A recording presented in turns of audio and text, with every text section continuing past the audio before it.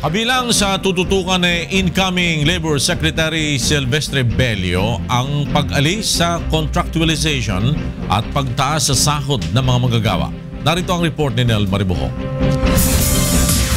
Pinag-aaralan na ni former Justice Secretary Silvestre Bello III ang mga reformang uunahin niyang ipatupad sa sektor ng paggawa matapos natanggapin ang alok ni Presumptive President-elect Rodrigo Duterte na maging kalihim ng Department of Labor and Employment. Ang sabi ni President-elect Duterte, gusto niya wala ng contractualization, yung ENDO.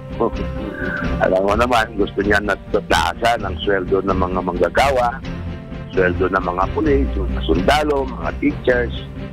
So, these are all tall orders. Pero pag-aralan natin mabuti at tingnan natin kung anong pinakamagandang paraan para maisagawa natin itong magagandang programa para sa ating mga manggagawa. Dagdag ni Bello, kailangan pa ring dumaan sa masusing pag-aaral at mga konsultasyon ang mga hakbang na ito lalo na sa mga stakeholder na posibleng maapektuhan. Nais ring tutukan ni Bello ang kapakanan ng mga overseas Filipino workers lalo na ang mga biktima ng pang-aabuso. Alam mo, alam natin na marami sa mga ating overseas Filipino workers ay nagiging biktima ng pag-aabuso na yung sweldo nila hindi sa tama ayon sa kanilang kasunduan.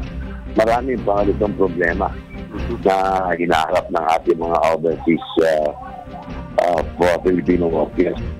Kaugnay naman ang plano ni Duterte na pagtatatag ng hiwalay na departamento na tututok sa overseas workers.